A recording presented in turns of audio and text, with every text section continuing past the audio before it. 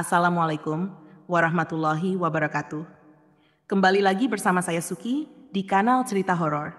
Sebelum kita mulai dengan cerita hari ini, jangan lupa untuk menekan tombol like dan subscribe agar Anda tidak ketinggalan cerita-cerita menarik lainnya. Selamat mendengarkan dan semoga terhibur. Pendakian dimulai. Matahari baru saja terbit ketika Nino, Alea, dan Dion memulai pendakian mereka di Gunung Salak. Udara pagi yang sejuk menyambut mereka dengan semilir angin yang menyegarkan. Nino, seorang pendaki berpengalaman dengan semangat petualangan yang tinggi, memimpin jalan dengan penuh keyakinan. Alea, sahabatnya yang ceria namun berhati-hati, mengikuti di belakangnya sambil memotret keindahan alam sekitar. Dion, yang baru pertama kali mendaki gunung, berusaha menyesuaikan diri dengan langkah-langkah mereka. Mereka memulai perjalanan dari desa Cidahu, di mana mereka sebelumnya sudah mendapat briefing dari pemandu lokal tentang rute yang akan ditempuh. Meskipun Gunung Salak terkenal dengan mistisismenya, ketiganya merasa siap menghadapi tantangan yang ada. Nino sudah menyiapkan segala perlengkapan dengan teliti, memastikan bahwa mereka membawa cukup makanan, air, dan perlengkapan darurat. Pemandangan di awal pendakian begitu memukau. Hutan lebat dengan pohon-pohon tinggi menciptakan kanopi alami yang menaungi mereka dari sinar matahari yang semakin terik. Suara kicauan burung dan gemericik air dari sungai kecil menambah suasana tenang dan damai. Namun, semakin jauh mereka mendaki, jalan setapak semakin sempit dan medan semakin menantang. Setelah beberapa jam berjalan, mereka tiba di sebuah persimpangan. Nino yang memegang peta mencoba menentukan arah yang benar. "Kita harus belok kiri di sini," katanya dengan penuh percaya diri. Namun Alea merasa ada yang aneh. "Nino, apakah kamu yakin? Aku merasa jalur ini tidak terlihat seperti yang dijelaskan oleh pemandu tadi," ujar Alea dengan ragu. Dion yang merasa kelelahan setuju dengan Alea. "Mungkin kita harus memeriksa kembali peta dan kompas kita. Aku tidak ingin kita tersesat di sini," katanya sambil meneguk air dari botolnya. Nino mengangguk, merasa sedikit tertekan dengan tanggung jawab memimpin. Mereka memutuskan untuk beristirahat sejenak di persimpangan itu sambil memeriksa ulang peralatan navigasi mereka. Saat mereka beristirahat, Alea merasa ada yang mengawasi mereka dari balik pepohonan. Dia mencoba mengabaikan perasaan itu, berpikir bahwa mungkin itu hanya imajinasinya. Namun, perasaan itu semakin kuat, membuatnya merasa tidak nyaman. "Apa kalian merasa ada yang aneh di sini?" tanya Alea, mencoba mencari dukungan dari kedua temannya. Nino dan Dion saling berpandangan. "Aku juga merasa seperti itu," jawab Dion pelan. "Mungkin kita sebaiknya segera melanjutkan perjalanan dan menemukan tempat yang lebih aman untuk berkemah," usulnya. Nino setuju dan segera memimpin jalan kembali. Kali ini lebih hati-hati dan waspada. Mereka berjalan dalam diam, hanya suara langkah kaki mereka yang terdengar. Hutan semakin gelap, meskipun hari masih siang. Pepohonan yang lebat membuat sinar matahari sulit menembus, menciptakan bayang-bayang yang tampak bergerak.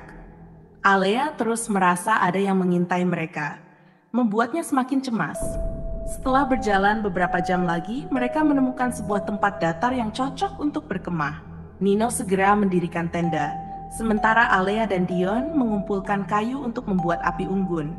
Namun, suasana semakin aneh ketika malam mulai tiba, dan suara-suara aneh mulai terdengar dari dalam hutan. Alea yang sedang menyusun kayu mendadak berhenti ketika mendengar suara langkah kaki yang berat dari arah belakangnya. Dia berbalik, namun tidak melihat siapapun. "Nino, Dion, apakah kalian mendengar itu?" tanyanya dengan suara bergetar. Kedua temannya mendekat, mencoba menenangkan Alea. "Kita harus tetap tenang," kata Nino. "Mungkin itu hanya suara binatang hutan." Namun, dalam hati kecilnya, dia juga merasa tidak yakin. Ada sesuatu yang tidak beres dengan tempat ini. Setelah api unggun menyala, mereka duduk mengelilinginya, berharap api bisa memberikan rasa aman. Malam semakin larut, dan suara-suara aneh semakin jelas. Alea mencoba tidur, namun bayangan-bayangan yang bergerak di antara pepohonan membuatnya terjaga. Dion yang juga tidak bisa tidur, memutuskan untuk berjaga. Dengan perasaan was-was, mereka bertiga mencoba bertahan di tengah hutan Gunung Salak yang semakin menyeramkan. Mereka tidak tahu bahwa malam ini hanyalah permulaan dari mimpi buruk yang akan mereka hadapi. Bayangan di malam hari. Malam semakin gelap dan kabut mulai turun menutupi area sekitar perkemahan mereka. Dion yang berjaga di dekat api unggun merasa cemas.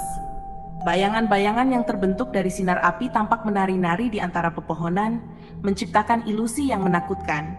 Suara-suara aneh yang sejak tadi terdengar kini semakin jelas, seperti bisikan-bisikan yang datang dari arah kegelapan. Alea yang tak bisa tidur, memutuskan untuk duduk di dekat Dion. Mereka duduk dalam diam, hanya ditemani suara gemeretak api dan bisikan angin di antara dedaunan.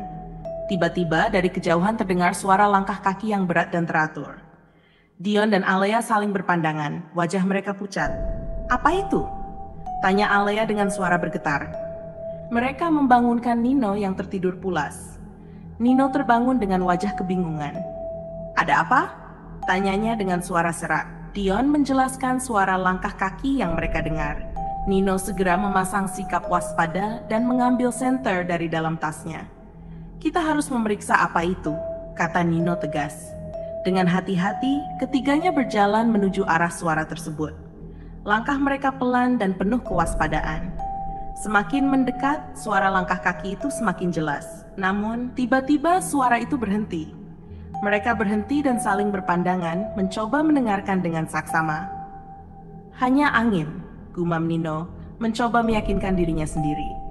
Namun, dalam hati kecilnya, dia tahu ada yang tidak beres. Mereka memutuskan untuk kembali ke perkemahan, tetapi saat mereka berbalik, Alea menjerit. Di hadapan mereka berdiri sosok bayangan besar dengan mata merah menyala. Sosok itu tampak mengerikan, dengan tubuh tinggi besar dan rambut panjang yang acak-acakan. Alea mundur beberapa langkah, jatuh terduduk di tanah. Nino dan Dion juga terkejut, namun Nino segera mengarahkan senter ke sosok tersebut. Ketika cahaya senter menyinari bayangan itu, sosok tersebut menghilang seketika. Mereka semua tercengang, tidak percaya dengan apa yang baru saja mereka lihat. "Apa itu?" bisik Dion dengan suara gemetar. "Aku tidak tahu," jawab Nino dengan wajah tegang. "Tapi kita harus segera meninggalkan tempat ini." Mereka bergegas kembali ke perkemahan, memutuskan untuk tidak menginap di tempat itu lebih lama. Namun, saat mereka sampai di perkemahan, mereka menemukan bahwa tenda mereka sudah porak-poranda. Barang-barang berserakan dan api unggun yang tadi menyala kini padam. "Siapa yang melakukan ini?" tanya Alea dengan suara penuh ketakutan. Nino mencoba menenangkan Alea dan Dion. "Kita harus tetap tenang." Mereka segera mengemas barang-barang yang masih bisa digunakan dan memutuskan untuk berjalan menuju tempat yang lebih aman. Namun, jalan setapak yang tadi mereka lalui tampak berbeda. Kabut yang semakin tebal membuat mereka sulit melihat arah. Setiap langkah terasa semakin berat, seolah-olah ada sesuatu yang menghalangi mereka. "Apakah kita tersesat?" tanya Dion dengan cemas. Nino mengeluarkan kompas dan peta, mencoba menentukan posisi mereka. Namun, kompasnya berputar-putar tanpa arah yang jelas. "Ini tidak mungkin," kata Nino frustrasi. "Kompas ini tidak bekerja." Alea semakin panik. "Kita harus segera menemukan jalan keluar. Aku tidak ingin kita berakhir seperti cerita-cerita seram tentang pendaki yang hilang di Gunung Salak," katanya dengan suara gemetar. Mereka terus berjalan dalam kegelapan, berharap menemukan jalan keluar. Namun, suara-suara aneh semakin mendekat. Bisikan-bisikan yang tidak jelas, langkah kaki yang berat, dan bayangan-bayangan yang bergerak di antara pepohonan membuat mereka semakin ketakutan. Akhirnya, mereka menemukan sebuah gua kecil yang tampak cukup aman untuk bersembunyi sementara. Mereka masuk ke dalam gua, mencoba menenangkan diri. Alea menangis terisak-isak, sementara Dion berusaha menghiburnya. Nino duduk di pintu gua, berjaga-jaga jika ada sesuatu yang mendekat. Di dalam gua, mereka merasa sedikit lebih aman. Namun ketakutan masih menghantui mereka. Nino mencoba berpikir jernih, mencari solusi untuk keluar dari situasi ini. "Kita harus bertahan di sini sampai pagi," katanya. "Mungkin saat siang hari, kita bisa menemukan jalan keluar dengan lebih mudah." Malam itu terasa begitu panjang. Mereka bergantian berjaga, meskipun rasa lelah dan kantuk mulai menguasai. Setiap suara kecil membuat mereka tersentak, takut ada sesuatu yang mendekat. Di luar gua, suara langkah kaki berat itu terdengar lagi, seolah-olah sosok yang mereka lihat tadi masih mengintai mereka. Dengan perasaan was-was, mereka berdoa agar malam segera berlalu, dan mereka bisa menemukan jalan keluar dari mimpi buruk ini. Namun, di dalam hati mereka, ada perasaan bahwa sesuatu yang lebih mengerikan masih menanti mereka di luar sana. Pagi yang dinanti akhirnya tiba. Cahaya matahari menyelinap masuk ke dalam gua, memberikan secercah harapan kepada Nino, Alea, dan Dion. Mereka segera bersiap-siap untuk melanjutkan perjalanan, berharap bisa menemukan jalan keluar dari hutan yang menyeramkan ini. Namun rasa lelah dan ketegangan masih membebani mereka. "Bagaimana perasaan kalian?" tanya Nino, berusaha terdengar optimis. Alea mengangguk pelan, meskipun wajahnya masih terlihat pucat. Dion menghela napas panjang. "Kita harus segera keluar dari sini," katanya dengan tegas. Mereka melangkah keluar dari gua dan melanjutkan perjalanan dengan hati-hati. Kabut tebal masih menyelimuti hutan, membuat jarak pandang mereka terbatas. Nino terus memantau kompas dan peta, meskipun kompasnya masih belum berfungsi dengan baik. Mereka mencoba mengikuti jalur yang menurut peta seharusnya membawa mereka ke jalur pendakian utama. Namun, semakin jauh mereka berjalan, semakin aneh suasana hutan ini. Pepohonan tampak semakin tinggi dan rapat, membuat sinar matahari sulit menembus. Suara-suara hutan yang biasanya menenangkan, kini terdengar seperti bisikan-bisikan menyeramkan. Alea merasa ada sesuatu yang terus mengawasi mereka dari balik pepohonan. Tiba-tiba, Dion berhenti mendadak. "Tunggu, kalian dengar itu?" bisiknya. Nino dan Alea mendengarkan dengan saksama. Dari kejauhan, terdengar suara langkah kaki yang berat dan teratur, sama seperti yang mereka dengar tadi malam. "Itu lagi," kata Alea dengan suara gemetar. Mereka memutuskan untuk bersembunyi di balik semak-semak, berharap suara itu akan lewat begitu saja. Namun, langkah kaki itu semakin mendekat. Nino mengarahkan senter ke arah suara, mencoba melihat apa yang menyebabkan suara tersebut. Tapi yang mereka lihat hanyalah bayangan gelap yang bergerak cepat di antara pepohonan. "Apa itu?" bisik Dion dengan wajah pucat. Nino menggeleng, tidak tahu jawabannya. "Kita harus tetap bergerak," katanya dengan tegas. Mereka bangkit dan melanjutkan perjalanan, kali ini dengan langkah lebih cepat dan hati yang berdebar kencang. Namun, mereka tidak tahu bahwa sosok yang mereka lihat tadi malam masih mengintai. Semakin jauh mereka berjalan, semakin jelas bahwa mereka sedang diawasi. Alea yang berjalan paling belakang, sesekali merasa ada yang menyentuh bahunya. Namun saat berbalik, tidak ada siapapun di sana.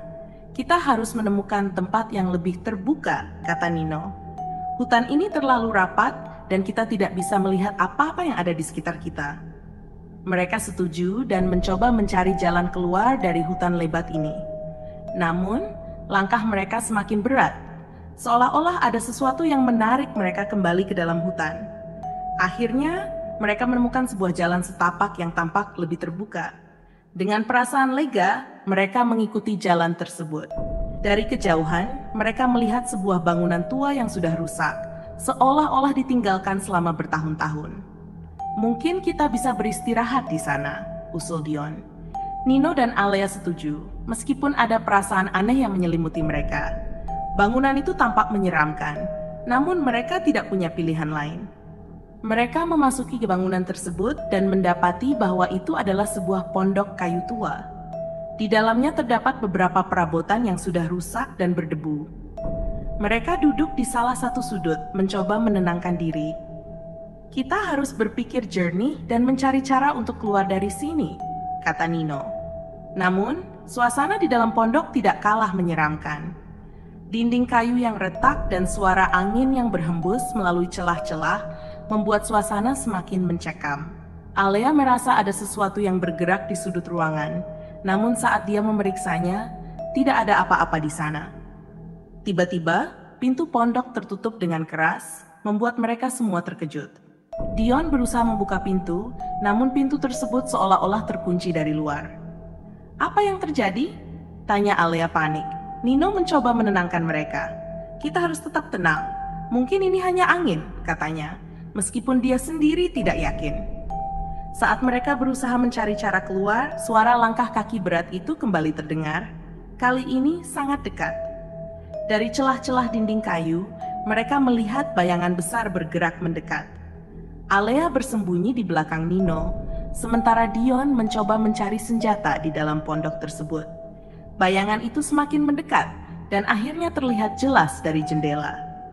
Sosok besar dengan mata merah menyala yang mereka lihat tadi malam kini berdiri di luar pondok, menatap mereka dengan tajam. Alea menjerit ketakutan, sementara Nino dan Dion berusaha menahan pintu agar sosok itu tidak masuk. Namun sosok itu hanya berdiri di luar, seolah-olah menikmati ketakutan mereka. "Apa yang dia inginkan?" tanya Dion dengan suara gemetar. Nino menggeleng, tidak tahu. Sosok itu kemudian menghilang begitu saja, meninggalkan mereka dalam kebingungan dan ketakutan. Mereka menghela napas lega, meskipun rasa takut masih menghantui. "Kita harus segera keluar dari sini," kata Nino dengan tegas. Mereka mencoba mencari cara untuk membuka pintu atau jendela, namun semuanya terasa sia-sia. Pondok ini seolah-olah menjebak mereka di dalamnya.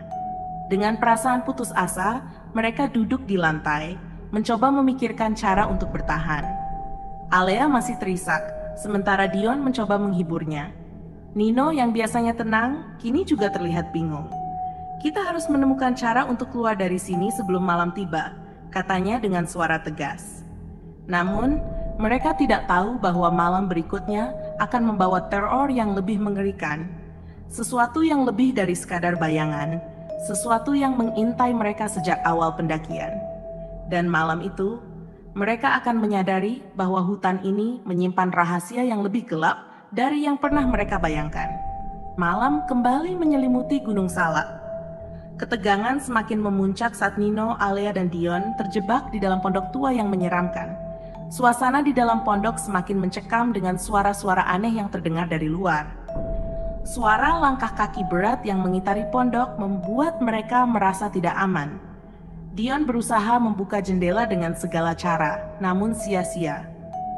Jendela seolah terkunci rapat dan tidak bisa dibuka. "Ini tidak masuk akal," katanya frustrasi. "Bagaimana bisa kita terjebak di sini?" Nino mencoba menenangkan mereka. "Kita harus tetap tenang. Mungkin ada jalan keluar lain," katanya sambil mengamati setiap sudut ruangan. Alea yang masih terisak mencoba menguatkan dirinya. "Kita harus mencari tahu apa yang sebenarnya terjadi di sini," katanya. Mereka mulai memeriksa setiap sudut pondok, berharap menemukan petunjuk. Di salah satu sudut ruangan, mereka menemukan sebuah buku tua yang tampak usang. Nino membuka buku tersebut dan menemukan bahwa itu adalah sebuah jurnal yang ditulis oleh seseorang yang pernah tinggal di pondok ini. "Dengarkan ini," kata Nino sambil membaca jurnal itu. Ada cerita tentang seorang pendaki yang hilang di Gunung Salak bertahun-tahun yang lalu.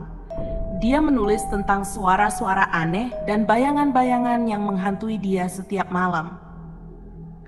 Alea dan Dion mendengarkan dengan seksama.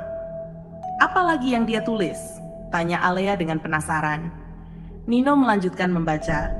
Dia menulis tentang sosok besar dengan mata merah menyala yang selalu mengintainya. Sosok itu adalah roh penunggu hutan yang marah karena tempat ini dijadikan tempat pendakian. Mereka saling berpandangan, menyadari bahwa sosok yang mereka lihat mungkin adalah roh yang dimaksud. "Kita harus menemukan cara untuk berdamai dengan roh itu," kata Dion. "Mungkin itu satu-satunya cara untuk keluar dari sini. Namun, bagaimana caranya?" Mereka tidak tahu harus berbuat apa. Saat mereka berusaha memikirkan solusi, suara langkah kaki itu kembali terdengar. Kali ini lebih dekat. Mereka merasa ada sesuatu yang mendekat dengan cepat. Suasana semakin mencekam, membuat mereka semakin panik. Tiba-tiba, pintu pondok terbuka dengan keras dan angin dingin masuk. Di ambang pintu, berdiri sosok besar dengan mata merah menyala yang tampak lebih menakutkan daripada sebelumnya. Alea menjerit ketakutan, sementara Nino dan Dion berusaha melindunginya. Sosok itu melangkah masuk, mengisi ruangan dengan aura menakutkan. "Apa yang kau inginkan?" teriak Nino dengan suara gemetar. Sosok itu tidak menjawab, hanya menatap mereka dengan tajam. Alea yang ketakutan memegang erat tangan Nino, berharap ini semua hanya mimpi buruk. Dion yang mencoba bersikap tegar, mendekati sosok itu dengan hati-hati. Kami tidak bermaksud mengganggu, kami hanya ingin keluar dari sini, katanya. Namun sosok itu tetap diam, hanya menatap mereka dengan tatapan penuh dendam. Nino teringat tentang jurnal yang mereka temukan. Mungkin ada sesuatu di dalam jurnal itu yang bisa membantu mereka. Dion, ambil jurnal itu, teriak Nino. Dion segera mengambil jurnal dan membuka halaman-halaman terakhir. Dia menemukan sebuah catatan tentang ritual yang bisa menenangkan roh hutan. Kita harus melakukan ritual ini, kata Dion dengan suara tegas. Ini mungkin satu-satunya cara untuk berdamai dengan roh itu. Nino dan Alea setuju, meskipun mereka tidak tahu apakah itu akan berhasil. Mereka mengikuti instruksi dalam jurnal dengan cermat, melakukan setiap langkah dengan hati-hati. Saat mereka selesai melakukan ritual, sosok itu masih berdiri di hadapan mereka, namun tatapannya mulai melunak. Kami minta maaf atas segala kesalahan kami, kata Nino dengan penuh penyesalan. Kami hanya ingin pulang dengan selamat. Roh itu perlahan menghilang, meninggalkan mereka dalam keheningan. Suasana di dalam pondok menjadi tenang, dan pintu yang tadi tertutup rapat kini terbuka lebar. Alea menangis lega, sementara Dion dan Nino saling memeluk, merasa beban besar terangkat dari hati mereka. Mereka segera keluar dari pondok dan melanjutkan perjalanan dengan hati-hati. Meskipun ketegangan masih terasa, mereka merasa sedikit lebih lega setelah berhasil melakukan ritual tersebut. Kabut mulai menghilang dan mereka bisa melihat jalan setapak dengan lebih jelas. Setelah beberapa jam berjalan, mereka akhirnya menemukan jalur pendakian utama. Dengan perasaan lega, mereka melangkah keluar dari hutan yang menyeramkan itu. Meskipun pengalaman ini akan selalu menghantui mereka, mereka merasa bersyukur bisa selamat. Namun, sebelum mereka benar-benar meninggalkan Gunung Salak, Nino berhenti sejenak dan melihat ke arah hutan. Ada banyak hal yang tidak kita ketahui tentang tempat ini, katanya. Kita harus selalu menghormati alam dan segala misterinya. Alea dan Dion mengangguk setuju. Mereka melanjutkan perjalanan turun gunung dengan perasaan lega dan bersyukur. Setelah peristiwa yang mencekam di Gunung Salak, Nino, Alea, dan Dion akhirnya tiba kembali di desa Cidahu dengan kondisi lelah namun selamat. Warga desa yang mengetahui keberangkatan mereka segera menyambut dengan kelegaan dan rasa penasaran. Mereka mendengar banyak cerita seram tentang Gunung Salak, namun tidak banyak yang benar-benar mengalami seperti ketiga pendaki ini. Kepala desa, Pak Harto, mendekati mereka dengan wajah serius. Syukurlah kalian selamat. Apa yang terjadi di sana? Tanyanya dengan nada khawatir. Nino, yang masih merasa trauma, menceritakan pengalaman mereka dengan singkat. Dia menjelaskan tentang suara-suara aneh, bayangan misterius, dan sosok dengan mata merah menyala yang menghantui mereka. Wajah Pak Harto berubah pucat. Kalian bertemu dengan penunggu hutan, katanya pelan. Dia adalah roh yang menjaga Gunung Salak. Banyak pendaki yang menghilang karena tidak menghormati tempat ini. Alea menggigil mengingat pengalaman mengerikan itu.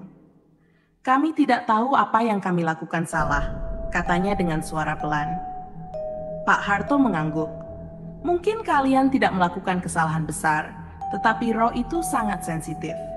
Ritual yang kalian lakukan mungkin telah menenangkan amarahnya. Setelah beristirahat sejenak dan mendapat bantuan medis, mereka dipandu kembali ke kota.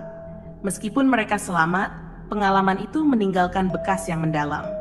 Alea sering terbangun di malam hari dengan mimpi buruk tentang bayangan di hutan. Dion yang biasanya ceria menjadi lebih pendiam dan sering termenung. Beberapa minggu kemudian, mereka bertemu kembali di sebuah kafe di kota untuk berbagi perasaan dan mencoba melanjutkan hidup. Aku masih tidak bisa melupakan mata merah itu, kata Dion. Setiap kali aku menutup mata, aku melihatnya. Alea mengangguk setuju. Aku juga. Aku merasa selalu diawasi, katanya sambil meremas tangannya yang gemetar. Nino, yang biasanya menjadi pemimpin yang kuat, juga merasa beban berat. Kita harus mencoba melanjutkan hidup. Mungkin kita bisa mengubah pengalaman ini menjadi sesuatu yang positif. Mereka memutuskan untuk menghadiri terapi kelompok untuk pendaki yang mengalami trauma. Di sana, mereka bertemu dengan orang-orang lain yang memiliki pengalaman serupa, meskipun tidak semuanya terjadi di Gunung Salak.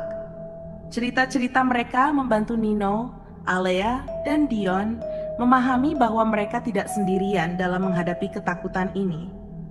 Selama sesi terapi, mereka belajar untuk memproses trauma mereka dan menemukan cara untuk menghadapi ketakutan yang masih menghantui. Alea menemukan kenyamanan dalam melukis, menggambarkan bayangan-bayangan yang dia lihat dalam mimpinya. Dion mulai menulis jurnal, mencatat setiap detail dari pengalaman mereka sebagai cara untuk melepaskan rasa takutnya. Nino kembali mendaki, tetapi kali ini dengan lebih banyak kehati-hatian dan penghormatan terhadap alam. Suatu hari, mereka memutuskan untuk mengunjungi kembali desa Cidahu dan memberikan penghormatan kepada penunggu hutan. Mereka membawa persembahan sederhana berupa bunga dan makanan, meletakkannya di kaki Gunung Salak. Ini cara kita berterima kasih dan meminta maaf, kata Nino. Kami tidak akan pernah melupakan apa yang terjadi, tetapi kami juga tidak akan membiarkan ketakutan menguasai hidup kami. Dengan hati yang lebih tenang, mereka kembali ke kota, merasa bahwa mereka telah menutup bab yang mengerikan dalam hidup mereka. Pengalaman di Gunung Salak telah mengajar mereka banyak hal tentang ketahanan, keberanian, dan pentingnya menghormati alam. Nino, Alea, dan Dion tidak hanya bertahan dari mimpi buruk itu, tetapi juga tumbuh menjadi individu yang lebih kuat dan lebih bijaksana. Pada akhirnya, meskipun Gunung Salak akan selalu menjadi tempat yang menyeramkan dalam kenangan mereka, ketiganya menemukan bahwa dari kegelapan itu, mereka mampu menemukan cahaya dan kekuatan baru untuk menjalani hidup dengan lebih baik. Oke teman-teman, sampai di sini dulu cerita kali ini. Terima kasih sudah mendengarkan. Bagaimana menurut kalian? Tulis pendapat kalian di kolom komentar.